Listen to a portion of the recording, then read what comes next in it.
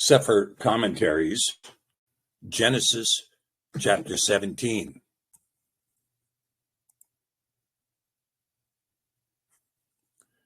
And when Abram was 90 years old and 9, Yahweh appeared to Abram and said to him, I am El Shaddai.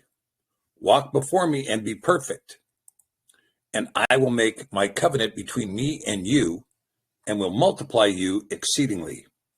And Abram fell on his face, and Elohim talked with him, saying, As for me, behold, my covenant is with you, and you shall be a father of many nations. Neither shall your name any more be called Avram, but your name shall be Abraham. For a father of many nations have I made you, and I will make you exceedingly fruitful, and I will make nations of you, and kings shall come out of you. And I will establish my covenant between me and you and your seed after you in their generations for an everlasting covenant, to be Elohim to you and to your seed after you. And I will give to you and to your seed after you at the land wherein you are a stranger, at all the land of Canaan, for an everlasting possession, and I will be their Elohim. Okay, so let's begin with this paragraph, because this is the Abrahamic covenant. And this Abrahamic covenant is going to be expressed to Abram by El Shaddai, who is also referred to in this passage as Elohim. And so we see Elohim and El Shaddai being one and the same. Well, this is kind of interesting, because when we talk about Elohim and El Shaddai, this can be so because this is a title and not a name. And so we understand this is a title and not a name, then we can begin to see that this is understandable, because now you're talking about Elohim in a certain perspective. Okay, so Shaddai, El Shaddai. Now, this comes from the primitive root shaddad, and it means to be burly, powerful, passively impregnable, by implication to ravage, to destroy, to oppress, to waste. Well, that's Strong's approach to the word. But Shaddad and Shaddai comes from the idea that the Creator would say enough to creation. And so we see this in really two aspects of the word. One is dayenu. Dayenu, it would be enough for us, dayenu. And the other is shah, which is the mark of salvation. So salvation in enough. And so Shaddai is this concept of that we see the aspect of Yah saying enough to creation. In other words, El Shaddai, it denotes he who stopped creating after he had created for 6 days. The hand closed, the hand of creation closed, and said, this is enough. So by this, we understand that the universe is, in fact, finite. Now, there's two reasons you can believe that the universe is finite, because Scripture begins with in the beginning. That is to say that the universe had a starting point. Therefore, it has an ending point. That which precedes the universe is the Creator, and the Creator has no starting point and no ending point. But the creation does have a starting point, and it has an ending point. And the volume of the creation is going to take place over a period of 6 days, which may in fact be 6,000 years, or 6 other epochs of which we do not understand.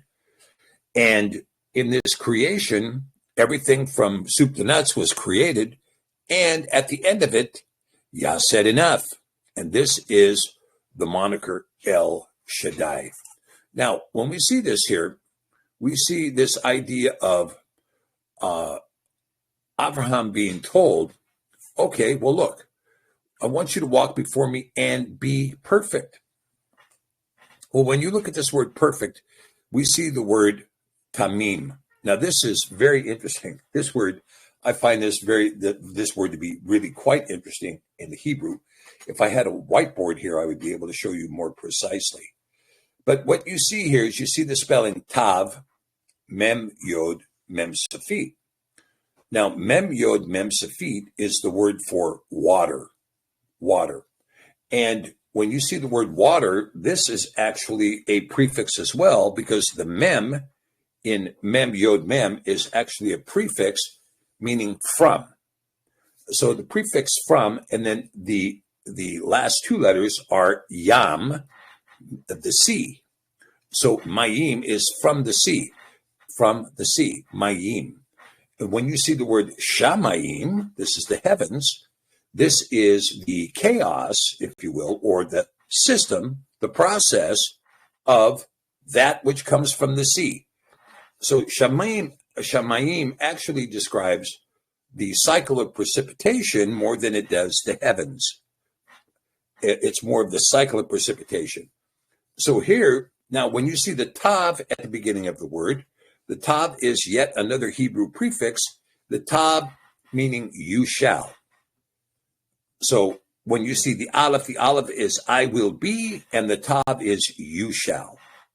And for instance, when you look at the Ten Commandments, you see lo tana'af, thou shalt not. The lo comes before the tav, but the tav is thou shalt. Then you inject the lo, not. Then whatever it is, na'af, in this case, break wedlock. Thou shalt not break wedlock. But the thou shalt is all couched in this prefix, the tav prefix. And here we see the word tamaim. So literally this means you shall be water. Okay?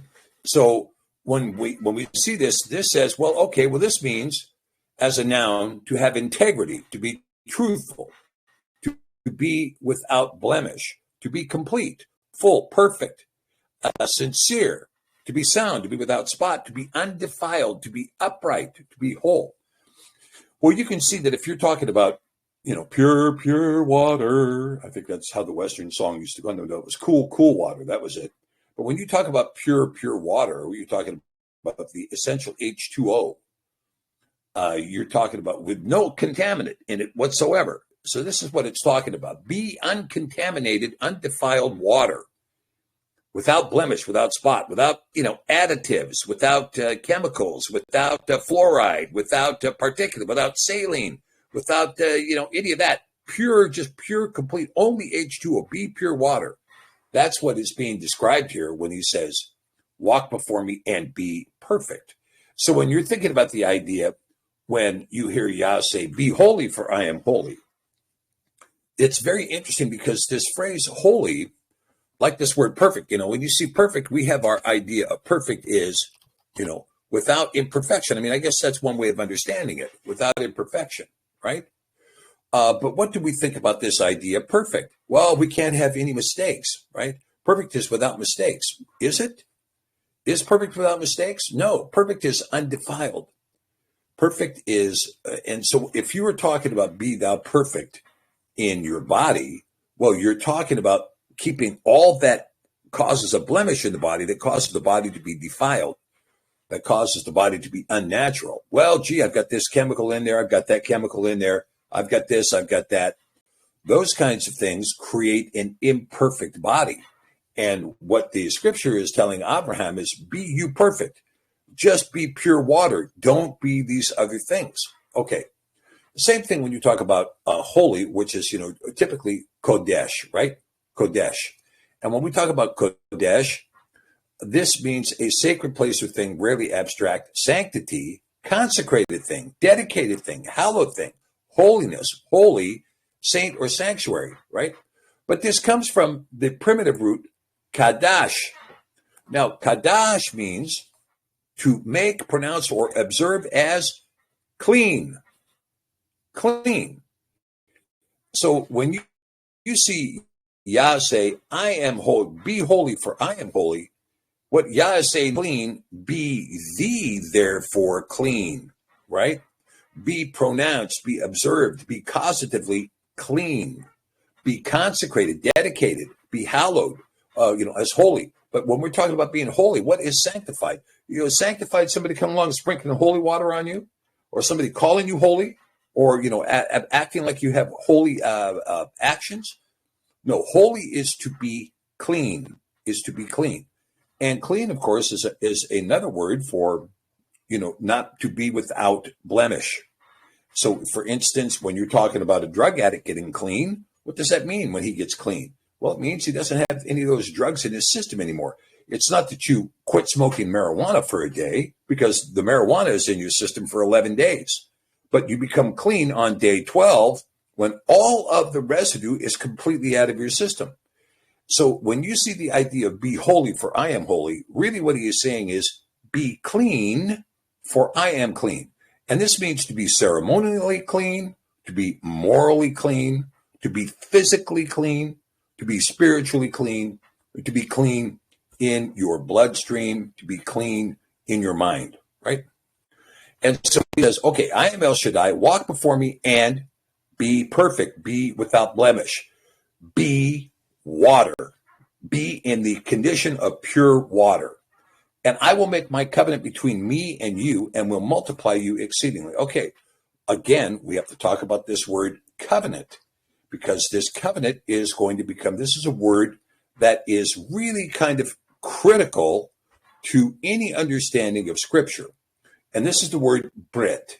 Some people say Brit, but it is Brit. And Brit is what?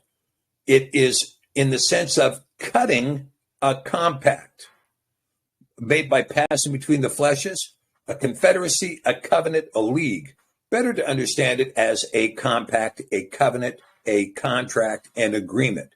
Now, the difference between Yah's covenant and a contract is that in a contract, you have mutuality, you have consideration, you have back and forth. I get value, you get value, and then we agreed to exchange these values in terms of an agreement. But the compact between Abraham and Yah is different, because Yah is telling Abraham, I'm going to make this covenant with you. And covenant is going to be made with you, and you're going to be a father of many nations, and your name isn't going to be Abraham anymore. Abraham, it's going to be Abraham. And a father of many nations, I am making you. Well, that's kind of interesting too, isn't it? That we would see that that in this covenant, this is a covenant that's made irrespective of what Abraham does. I'm sorry, Abraham, this is given to you. That's the way it is. You got this covenant. That's it. So when we talk about the covenant, let's look at what the covenant is. It is a twofold covenant. One aspect of the covenant is, I will make you the father of many nations. Now here the word is melo goyim. So when you talk about being a child of Abraham, you are melo goyim. Okay? Abraham is the father of the melo goyim. I will make you the father of many nations, and I will make you exceedingly fruitful, and I will make nations of you, and kings shall come out of you. And after I do this, I will establish my covenant between me and you, and your seed after you in their generation, for an everlasting covenant. Okay, so here, this covenant is going to go, in fact, First Chronicles represents it this way. A covenant was made with Abraham, which became an oath to Yitzhak, which became a law unto Yaakov, and an everlasting covenant to the house of Yasharel. Right? So it was a covenant, Brit, to Abraham. It was a Sheva to Yitzhak. It was Chok to Yaakov. And it was a Brit Olam to the seed of Yasharel. Okay. And I will give to you and your seed after you at the land wherein you are a stranger, all the land of Canaan, for an everlasting possession, and I will be their Elohim. So the covenant is, you're going to be the father of many nations, and it's going to pass to your generations, and I'm going to give you the promised land, and it too is going to pass to your generations as an everlasting possession.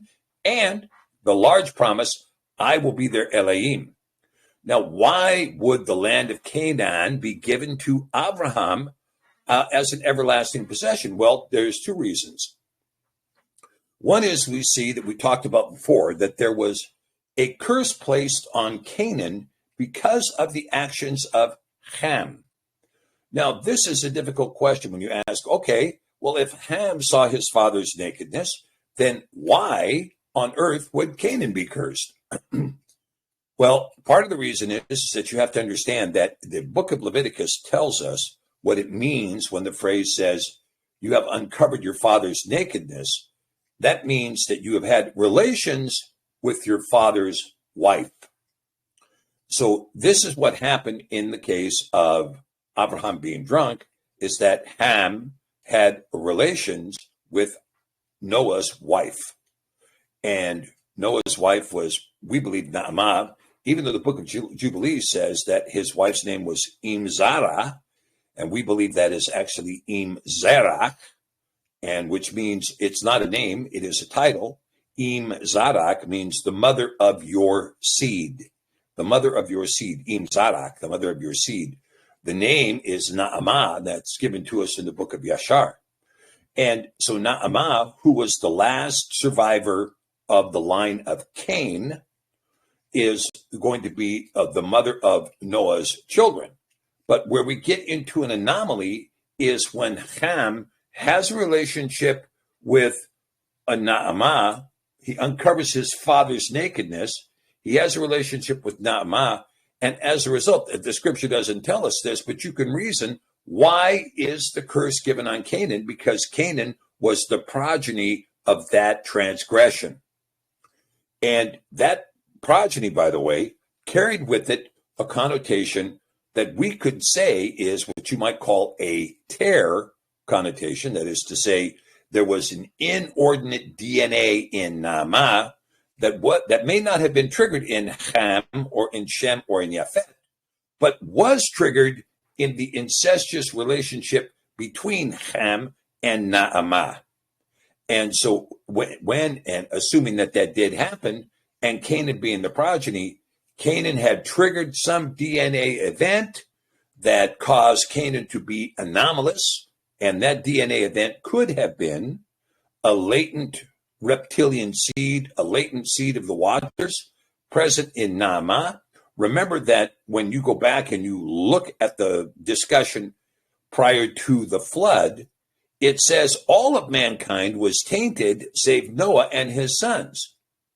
Now, when you look at the line of Cain through Lamech, let's just review that story for just a minute, because Yashar gives us the story on Lamech that is quite interesting, because Yashar tells us that Lamech went out hunting with Tubal-Cain, who was the 8th generation from Cain, Lamech being the 7th generation from Cain, Lamech's sister Naamah, and he's out with Tubal-Cain, and they're hunting, and Tubal-Cain says, oh, look, there's a deer, and Lamech shoots an arrow and kills Cain.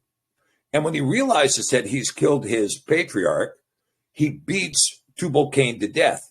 So the passage that describes this in Genesis is one sentence, that he killed a man and hurt another man to his death.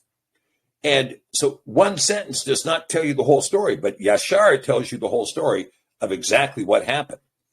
So Cain, who had been marked to protect him sevenfold, 7 times from anyone killing him, is actually a metaphor for the fact that Cain would see 7 generations of progeny in his lifetime and would only die upon the urging of the person from the 8th generation.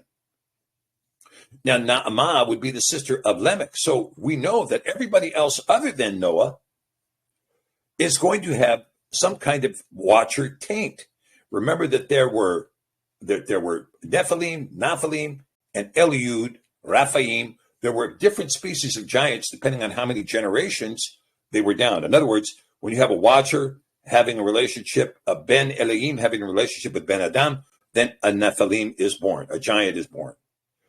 When that giant has relations with another giant, well, something smaller is born. A Raphaim or an Eliud is born. And when they have relations, something smaller is born still.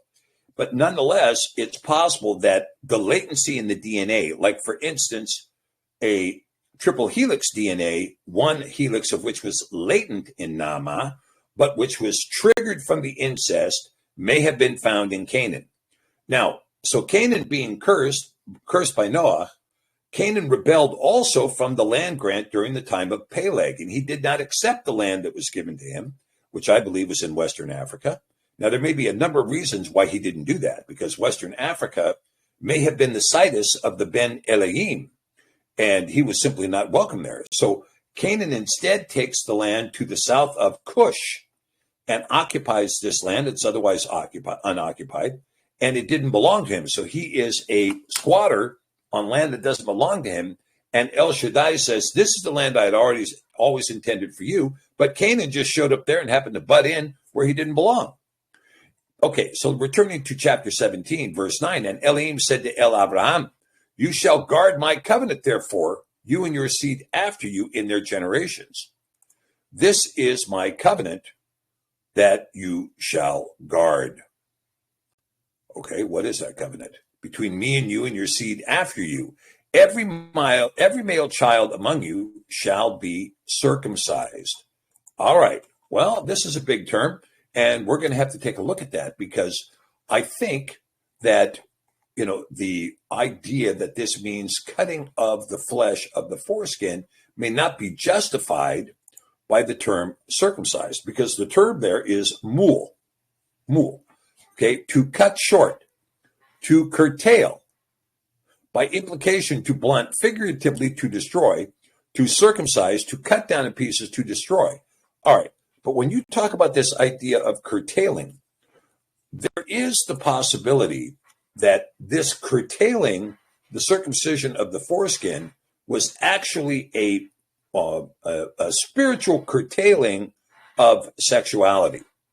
In other words, what is being taught here is that every male child must bring their sexuality under subjection. They must curtail it. They must curtail the parameters of it. Okay. And you shall circumcise at the flesh of your foreskin. It shall be a sign of the covenant between me and you. Well, now let's just take that and let's use the word curtail. Okay. And let's see how this plays out. Every male child among you shall be curtailed. Well, what does that mean? You shall curtail at the flesh of your foreskin, and it shall be a sign of the covenant between me and you.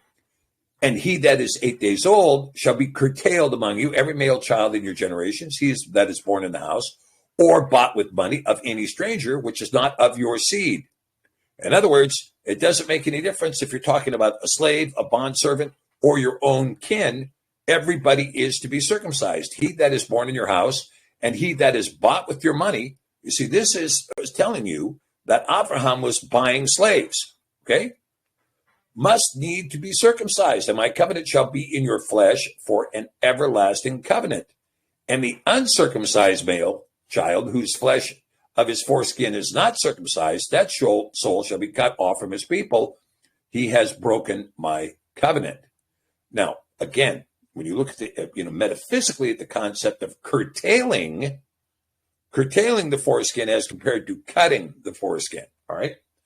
But let's just assume that it's a cut, because when you talk about the cutting that Moses' wife does to Moses' son, that's a completely different word. That's not mul at all. That's a different word that is being used there that actually means to cut. Okay, let's continue. Verse 15. And Elohim said to Abraham, as for Sarai, your woman, you shall not call her name Sarai, but Sarah shall be her name. So here we see now that both Abraham has a he added to his name, and Sarai has a he added to her name. What is this? Well, this is the imbuement of the Ruach HaKodesh. The he, representative of the breath of Yahweh. The breath of Yahweh is now permanently upon Sarai and permanently upon Avram. Remember that Yahweh appeared to Avram. This is what verse 17:1 says. Yahweh appeared to Avram and said, I am the creator of the universe. I am El Shaddai, who said enough to the creation. But he said to him, right? And in saying to Avram, he breathed at Avram. And he breathed at Avram. And he said, okay, your name shall no longer be Avram, but your name shall be Abraham. Abraham. And the breath of Yahweh is in and upon Avram to the point that he is named Avram with the breath of Yahweh. And your wife Sarai is now going to be Sarah with the breath of Yahweh. And I will bless her and give you a son also of her. Yea, I will bless her, and she shall be a mother of nations. Kings of people shall be of her. Then Abraham fell upon his face and laughed and said in his heart, shall a child be born to him that is 100 years old? Remember, he's 99 years old when Yah appeared to him. And shall Sarah, who is 90 years old, bear? Interesting, Sarah is 10 years younger than Abraham. And Abraham said to Elohim, oh, that Yishmael might live before you, right? Abraham now is going to plead to Elohim that, oh, don't bless some new child. We already have a child, Yishmael. He's my son. Why don't you bless him? Give him the covenant. Let's do it that way. And Elohim said, Sarah, your woman, shall bear you a son. Indeed, and you shall call his name Yitzhak, and I will establish my covenant with him for an everlasting covenant, and with his seed after him, which would be, of course, Yaakov. And as for Yishmael, I have heard you. Behold, I have blessed him and will make him fruitful and will multiply him exceedingly. 12 princes shall he beget, and I will make him a great nation, Melo Goyim. But my covenant will I establish with Yitzhak, which Sarah shall bear to you at this time in the next year.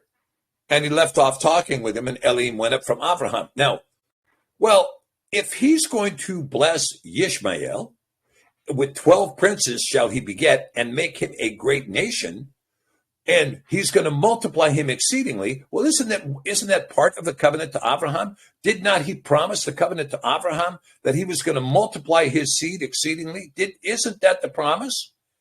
And then this promise is now being given to Ishmael. So what part of the covenant is going to be established with Yitzhak?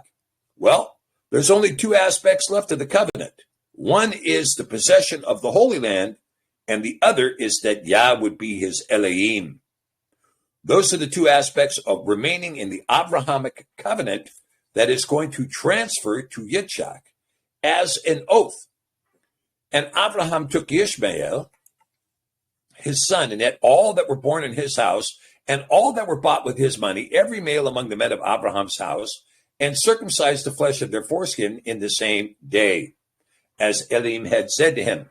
And Abram was 90 years old and 9 when he was circumcised in the flesh of his foreskin, and Ishmael his son was 13 years old when he was circumcised in the flesh of his foreskin. In the self same day was Abraham circumcised, and Ishmael his son, and all the men of his house, born in the house, bought with the money of the stranger, were circumcised with him.